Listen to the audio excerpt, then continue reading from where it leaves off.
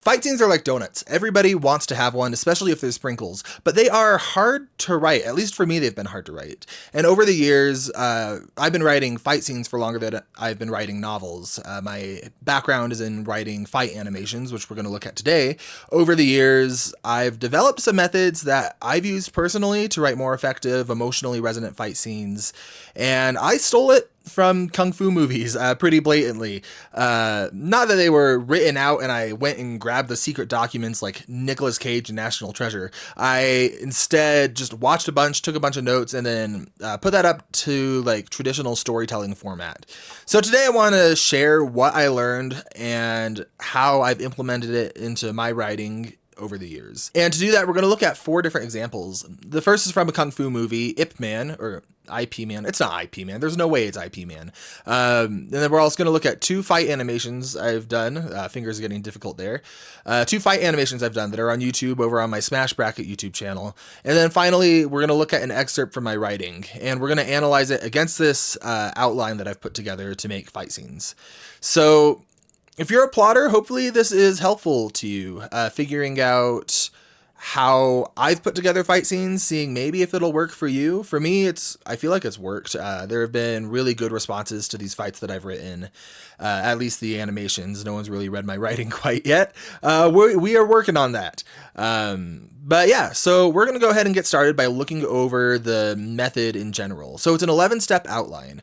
The first step is the opening image. The opening image gives you a cursory look at what you're about to get into. It sets the tone, it sets the vibe, and it lets you see, just like in one single shot, in one single paragraph, what's going on to root yourself. If you don't have this, you're going to be lost because you won't have context for the rest of the animation. Rest of the fight scene. Next up, you have the setup. You're wanting to set the ordinary world of your fighters. What's going on? Why are they there? Again, this is all about context. If you don't have the opening image, if you don't have the setup, if you don't have the next one especially, you're not going to have an impactful fight. It's just going to be like banging a bunch of action figures together. So setup is showing them in their ordinary worlds, what's going on before they fight. This can be done either in a couple paragraphs or over the course of a couple chapters that build the tension and let you know where each character is coming from. Next is the inciting incident. This is what actually makes them fight. You want to have something kind of punchy, something that is clear. You understand the stakes for both characters is what's really important here. Between the setup and inciting incident, what are both characters fighting for? If they're just fighting for the sake of fighting, that's going to not probably be as effective as it could be. So you want to make sure that there's context. You want to make sure that there's a tone set and a setting set, as well as the stakes. That's what you're doing with these first 3 steps: opening image, setup, and inciting incident. Then we get into the first actual part of the fighting, the first exchange. This is when the fighters are still kind of feeling things out, wanting to make sure that they understand their opponents. Nothing's too intense quite yet. This is just establishing both fighters, how they fight, and where they're at, I guess. And then you need to have a break in between. This is really important to let the fight breathe. Make sure that it's not just nonstop action. You have a moment to get the personalities of the fighters and to escalate the tension. And that's what this first break really needs to do. You need to be able to characterize, and you need to be able to change the stakes, change what's going on. So if they were fighting fist to fist at first, maybe now there's a sword involved. We'll get into that. Next up is the second exchange. This is where they're fighting as informed by the first break and the escalation there. It's pretty similar to the first exchange in that capacity, except it leads to the complication. Now, the complication is what it sounds like. It's another twist of the stakes, but this takes it to a all-new high. Something that's really, really twisting things, I guess, making things to where you can't go back after this. It's been taken to a new level, and the fight has progressed. The stakes have changed drastically from where it started. Then you get to what I call the all is lost moment, and if this doesn't work for your story, you can also have a third exchange that follows the principles of the last 2 exchanges. All is lost moment is where you have a minute to let your fighters breathe, really understand, like, they need to give this their all. They are down bad, and they've got to pull this together. Then it gets to the climax, which is what it sounds like, the ultimate resolution of everything going on, or the ultimate climax, the peak of everything that's been happening. This is where you have the winner of the fight. This blended with the next step, which is resolution, which is where after the fight, you get the resolution. You get to see what happens. It doesn't just end on like a still frame necessarily without getting any kind of closure, unless that's the specific kind of technique you need for the story you're telling. And then you get a final image that mirrors the opening image, shows how things have changed. And yeah, so that is the 11-step structure. I hope it's helpful. We're going to go ahead and look at a couple of existing fights for it now, see if that's helpful for you to understand what this looks like in practice. So this first fight, I'm pulling it up because it is an example from a Kung Fu movie from Ip Man, and I am hesitant to do it because I don't want copyright issues. So we're going to kind of skim through this one, and then we're going to go really in depth on the other ones. So this one is Ip Man versus Master Shin. 詠春葉問我真想看看 So it starts off with our opening image. We see both of them together. They're having some kind of confrontation, and it's immediately getting into the setup. They're bantering back and forth about whose kung fu is better, whether or not it depends on age or sex. But they're taunting each other, playing themselves up, or I guess gassing themselves up, talking about how good they are. And then it immediately gets into the inciting incident as well, which is them saying, like, come see how good my kung fu is. Then we're right into the first exchange. They wasted no time getting into this. And it's clear to see why. The choreography is super good. If you are a animation choreographer or live action, pay attention to how they actually land these attacks. They're not just throwing blows, but they're like sharp poses in between each attack. You can pause at any moment and you'll get like, I don't know, you'll get an interesting frame showing dynamic poses that they're swapping between, not just regular blows. But anyway, they have a small first break when they break this pot. And then we get to see people looking in from the outside. So that's their first break. They get into the fighting again. And then we're going to see the second break come in just a little bit. This one breaks the rules a little bit. It blends the first break with like a pseudo first break where this kid comes rolling in on his bike or his tricycle. And he says, if you don't start fighting back, mom's going to say everything in the house is broken or something like that. So that's the true first break, I think. I think they split it up into two little sections here. But they have another little exchange about that. Ip Man rolls up his sleeves. We see that the conflict has escalated. And now, while it was ambiguous before, we are firmly into the second exchange. So once again, they're throwing these attacks, hitting each other back and forth. And then we have the complication, which is this sword comes into the mix as the brother is knocked down. This almost looks like an all is lost moment, and I think an argument could be made there that this is the all is lost moment. But I think it works just as well for the complication, where the sword is into the play now and the stakes are higher than they've ever been. So now they're fighting up to the climax. Things are, like I said, more intense than they've ever been. It's it's more intense. Ip Man, I don't know if that's his name. He pulls up this piece of wood or a flower or some kind of plant, and he's fighting back. And yeah, this is the climax. We see everything come together. He's holding his own, and eventually, of course, he comes out on top. And after this comes out on top, we see the resolution, which is he's holding him at not knife point, wood point, I guess. He lands what would have been the killing blow. He pauses, backs the guy up. We get that resolution, and then the final image of him like at blade point against him.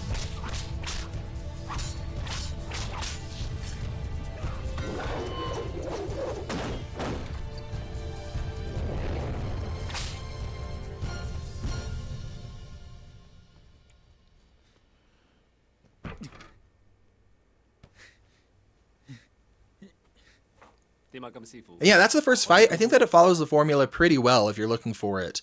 And if you watch any good kung fu fight or really any good fight scene, a lot of it's going to line up with this.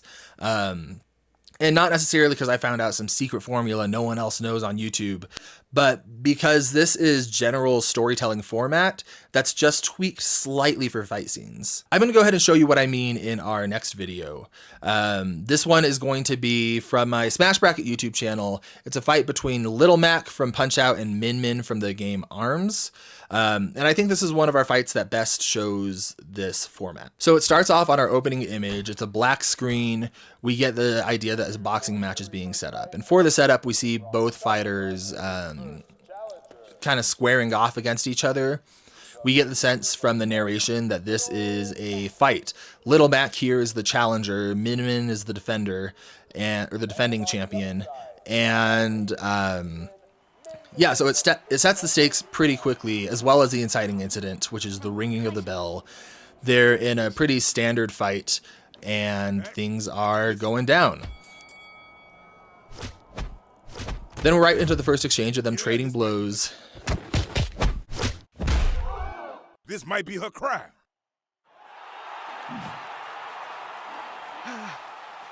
Little Max looking down as he bleeds. He comes up, and they trade some attacks. Show him what you got, Max, baby!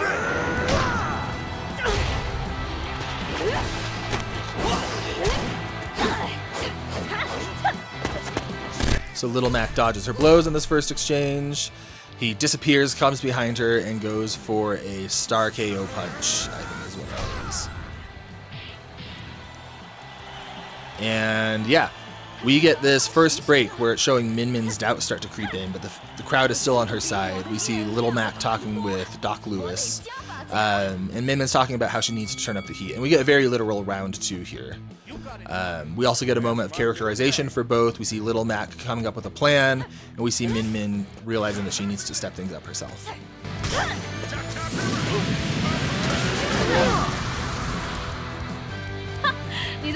And pay attention, they're also having little breaks during the fight, just like an Ip Man, to have a dialogue exchange and characterize the characters.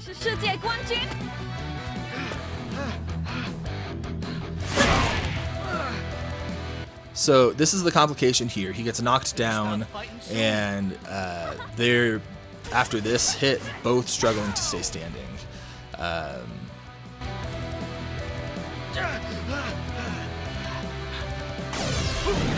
We're seeing Little Mac's determination come through here with the characterization. He finally lands another hit, and they've both had this time where they're struggling to stay up, and they're both launched to the ground.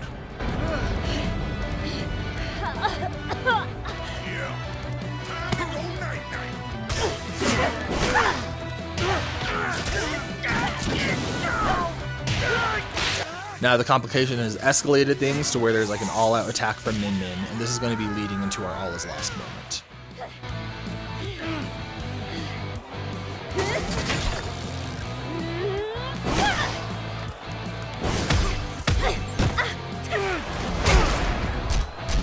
And there we go. She suplexes him, and we are into our all is lost moment. I'll go ahead and let this play for you. See what it does to change the stakes. Kill me out there. I can't understand a thing she's saying neither, but I don't think it's... Listen, son. Yeah, she hit you good, but you're just like those arms of hers. No matter how many times you get punched out, you always spring right back into action. Yowza! That guy sure is tough. 我做梦也没想到，观众居然支持他，我真是让我的粉丝们失望。 Yeah, he's got bite to him. But you're one tough noodle yourself. Remember what your mom used to say? It's ramen time. Hey, Mac, hear that crowd?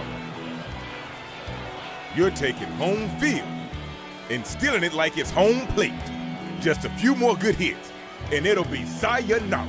Yeah, you got it, Doc. That's Japanese for goodbye. Hey, may the best fighter win. Yeah, let's give him a good show. Wait, you can speak English? All right, and after that line, we are right into the climax. They are both going all out, giving it everything that they have.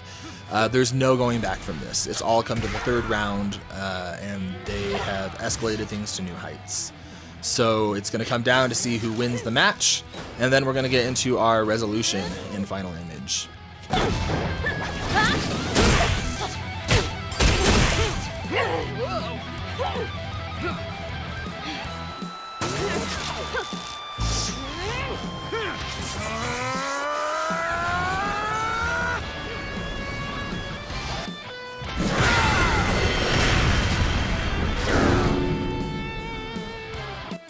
There we go. It's the resolution. Says Min Min wins. She's looking around, realizes the crowd is still cheering for her. She gets really happy, and then we freeze frame. And that's our final image. Contrasting with the black screen that we started with, where it was uncertain who was going to win, we get Min Min triumphant and happy, and she has won the fight. So again, that's a pretty straightforward application of this template for a relatively non-complex fight. They're just punching each other a bunch, and that was actually one of the struggles we had with this fight, is what do you do when there's not characters with a bunch of abilities? They're just punching each other. How do you not make that feel, like I said, like putting a bunch of action figures and knocking them together? And this format is what we found worked for us, which is you have to find a way to give it breaks, to infuse it with character, infuse it with dialogue. Otherwise, it's just going to be a punch fest. And I think you'll run into the same thing in writing, where if you don't have a way to characterize what's going on, if you don't have a structure to it, you run the risk of letting it get bogged down or distracted. And so having something a bit clearer, a bit more, I don't want to say formulaic, but I guess not necessarily a bad way formulaic, because it's still a formula that can be experimented with and changed, as we're about to see. I think that it can really give you a structure to help make fights, even between two ordinary characters, interesting. All right, so now for this last animation, before we get into the actual written piece, we're going to look at a fight between Pit from Kid Icarus and Samus from Metroid. And this is a longer fight. It's more complex. There's more abilities going on. It's got a longer setup. This is probably more akin to what I would do in my prose writing rather than just an animation. But we're going to go ahead and watch it through so you can get an idea. So it starts with this opening image. It is this desolate field as Dark Samus, this imposing creature, is looking out over this field of bodies. So we immediately get the vibe that something's off. And she's just blasting Pokemon indiscriminately, and not a good time for them. And now we've got our setup. Samus steps in. It's our opening image of her. She's heroic. The music swells, and we get her ordinary world, which is she's battling Dark Samus.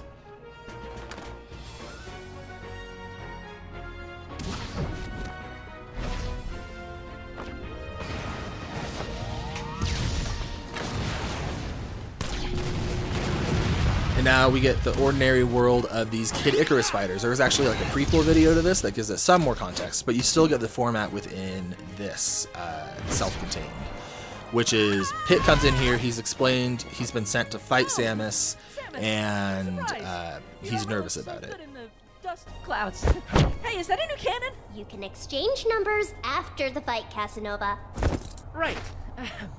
Samus Aran, in the name of Lady Palutena, I, Pit, servant of the goddess and protector of all that is good.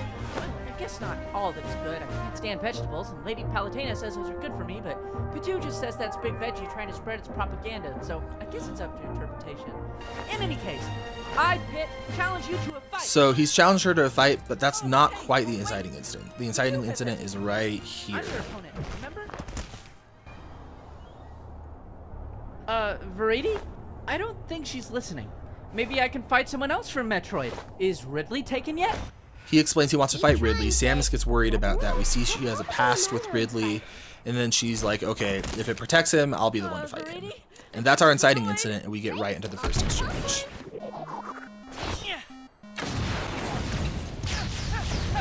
Now, the first exchange, like I said, it's them feeling each other out, seeing what their baseline is. So I'll let that play out.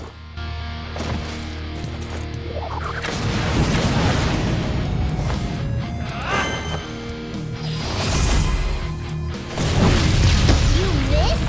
Maybe you should have warmed up first. Alrighty then, let's turn up the heat.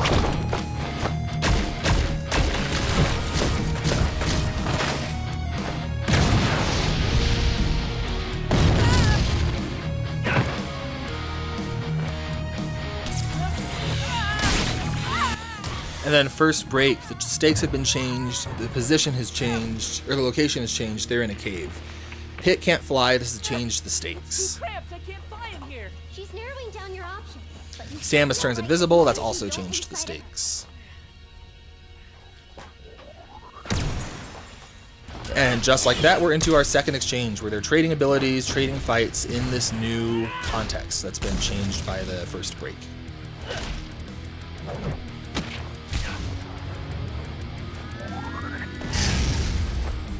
And then we are into our complication, which is Samus's frozen pit, and he's not giving up. It's not. As long as people are counting on me, as long as I still breathe, I won't give up.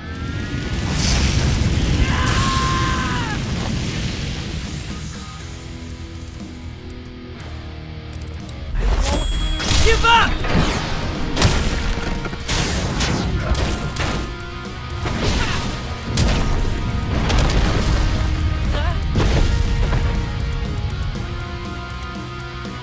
Brady, I need the sacred treasures. Are you crazy? Get out of there while you still can! I'm not running, and that won't keep her down long.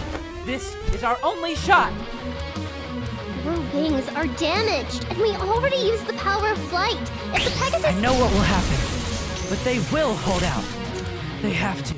And we get the all is lost moment here, where Pit is...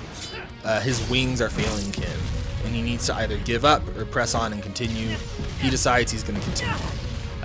He searches deep within, decides that's the way to go, and then at the last minute, we see that Viridi has come through and sent him the great sacred treasures.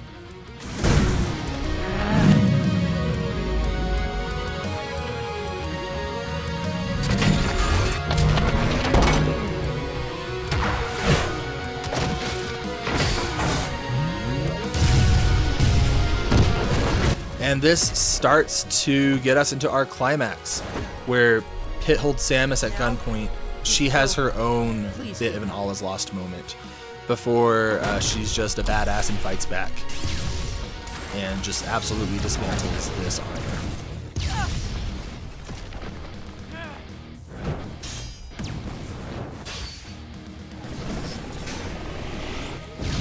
Now we're in our true climax. They are fighting one-on-one. Their armors are dissolved or broken from the explosion, and there's no choice but to go forward. There's no turning back from this.